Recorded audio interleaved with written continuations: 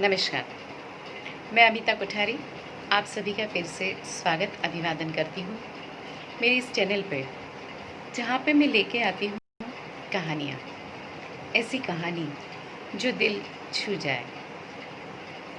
सबसे पहले तो हमारे हाल की परिस्थिति में धरती के भगवान यानी कि डॉक्टर्स को आज वर्ल्ड डॉक्टर्स डे के दिन पर ढेर सारी शुभकामनाएं देती हूँ और नतमस्तक होकर शत शत प्रणाम करती हूँ, जो दिन रात लोगों की सेवा करने में लगे हुए हैं।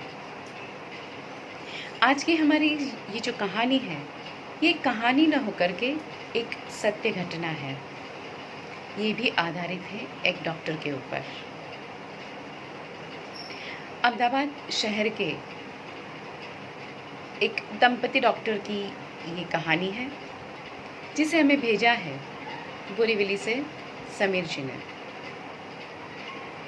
इस कहानी में जो कि सत्य हकीकत है, घटना है, हस्बैंड एंड वाइफ दोनों ही पेशे से डॉक्टर हैं।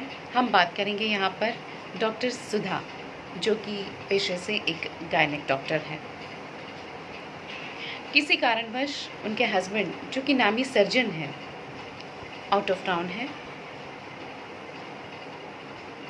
उनका अपना क्लिनिक भी है, एक आलीशान फ्लैट में हस्बैंड वाइफ और उनकी एक छोटी सी 1 साल की बच्ची रहते हैं। सुधा जी पूरे दिन का काम क्लिनिक पर निपटाकर थकी हारी शाम को बच्चे को लेकर घर आती है। घर पे आके अपना सारा काम निपटाकर बच्चे को सुला करके वो खुद भी थकी हुई है तो सोने चले जाते हैं। करीब मध्य रात्रि यानी कि 12 बजे का समय हुआ होगा। टेलीफोन की घंटी बजती है। सुधा जी उठकर फ़ोन रिसीव करती है। सामने से सिस्टर की बौखलाई हुई आवाज़ आती है, डॉक्टर जल्दी आ जाइए, एक इमरजेंसी है। आपकी पेशेंट जो एडमिट हुई है उनको इमरजेंसी है और आपको अभी अभी आना पड़ेगा, उनके पेट में बहुत ज़ोरों का दर्द हो रहा है। सुधा जी तैयार तो होती है, लेकिन उन्हें ख्याल आता है कि आज उनके हस्बैंड भी घर पे नहीं है और छोटी सी 1 साल की बच्ची को छोड़ के जाने को माँ का दिल भी नहीं करता है। पल भर की असमंजस, लेकिन फिर उन्हें ख्याल आता है कि उनकी खुद की ड्यूटी भी है, एक डॉक्टर के तौर पर अपने पेशेंट के पास हाजिर रहना उनके पेशे की ज़रूरत है। थोड़ी देर सोचकर वो जल्दी से किचन में जाती है, दूध गर्म करती है और बॉटल में दूध भर कर के पल्ले में बच्ची के पास छोड़कर भगवान का नाम लेकर चली जाती है और भगवान से कहती है, आपके भरोसे मैं अपनी बच्ची को छोड़े जा रही हूँ, उसका ध्यान रखना। वो भागती हुई अस्पताल पहुँचती, जाके देखती है तो सचमुच पेशेंट की हालत बहुत ही ख़राब होती है, क्रिटिकल है। अगर उन्हें आने में थोड़ी सी भी देर हो जाती तो शायद जच्चा बच्चा दोनों का बचना मुश्किल होता। वो तुरंत ही ओटी तैयार करवाने को कहती है और अपना गाउन पहनकर ओटी में जाती है।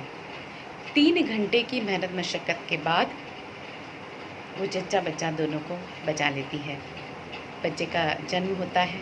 बाहर आकर उनके परिवार वालों से ये बात शेयर करती हैं। परिवार वाले बहुत खुश हैं, बहुत दुआएं देते हैं, आशीष देते हैं और कहते हैं कि अगर आप नहीं होते तो आज हम जच्चा बच्चा मतलब बीवी और बेटा दोनों भी खो देते, हमारी बहू नहीं बचती। कोई कहता है हमारी बच्ची नहीं बचती और उसका हस्बैंड भी बहुत खुश हो जाता है कि आपने मेरी बीवी और बच्चे दोनों को बचा लिया। ढेर सारी शुभकामनाएं, आशीर्वाद देते हैं उन्हें और तभी डॉक्टर को अपनी बच्ची याद आती है और उन सब से विदा लेकर के डॉक्टर भागते दौड़ते कैसे भी कार तक पहुंचती और बहुत तेज़ गाड़ी चला करके अपने घर पहुंचती और जैसे ही दरवाजे पे आके रुकती है तो उनकी आंखें फटे की फटी रह जाती है। घर के अंदर सारा सामान बिखरा पड़ा हुआ है, घर की अलमारी भी खुली हुई है और जाके देखती हैं तो सारे पैसे और जेवर गायब हैं। हे भगवान, ये क्या हो गया? एक हाय निकल जाती है उनके मुंह से और भागी भागी पल्ले के पास आती है अपनी बच्ची को देखने के लिए कि उसे तो कोई क्षति नहीं हुई। उसकी बच्ची आराम से पल्ले में सो रही है और पल्ले के बाजू में उसकी दूध की बॉटल भी पड़ी है जो काफ़ी हद तक खाली हो चुकी है, और बॉटल के बाजू में ही एक गठरी पड़ी है। गठरी को खोल के देखती है तो उसमें उनके सारे जेवर और पैसे रखे हुए हैं, और पोटली के अंदर एक चिट्ठी पाती है। वो चिट्ठी खोल के देखती है तो उसमें लिखा है कि माफ़ करना, मैं आया तो था आपके घर चोरी करने के लिए, आपके सारे जेवर और पैसे भी मैंने चुरा लिए थे, तो तभी ये पल्ले में सोई आपकी बच्ची रोने लगती है। मैं बच्ची के पास आया और जो बॉटल पड़ी थी उसमें से उसे दूध भी पिलाया, और दूध पिलाकर उसे जैसे ही पल्ले में सुलाने गया तो मुझे अपनी बच्ची याद आ गई, जो मेरे पास पैसे न होने की वजह से उसे बचा नहीं पाया था और वो अब इस दुनिया में नहीं रही। फिर मेरे ज़मीर ने मुझे झंझोड़ा कि तूने इस बच्ची को दूध पिलाया है, ये एक तरह से तेरी बच्ची ही हुई, तो अपनी बेटी के घर पे मैं कैसे चोरी करता, और इसीलिए आपका सारा पैसा और जेवर इस पोटली में बांधकर मैं छोड़े जा रहा हूँ। उम्मीद रखता हूँ आपको आपकी बच्ची, पैसे और जेवर सही सलामत मिलेंगे। और वो तुरंत डॉक्टर सुधा जी भगवान को याद करके कहती है कि भगवान, अभी पल भर पहले मैंने आपको कोसना शुरू कर दिया था कि मैं आपके भरोसे बच्ची को छोड़ के गई थी, और ये क्या हो गया पीछे से। पर देखो, किसी की बच्ची को बचाने के लिए आधी रात को मैं दौड़ी थी, तो भोर होते होते मेरी बच्ची और मेरे घर को बचाने के लिए आप स्वयं आ गए। डॉक्टर सुधा जी ने जो नेकी की थी उसका बदला उन्हें मिल गया। उनकी बेटी, पैसा, जेवर, घर सब सलामत है।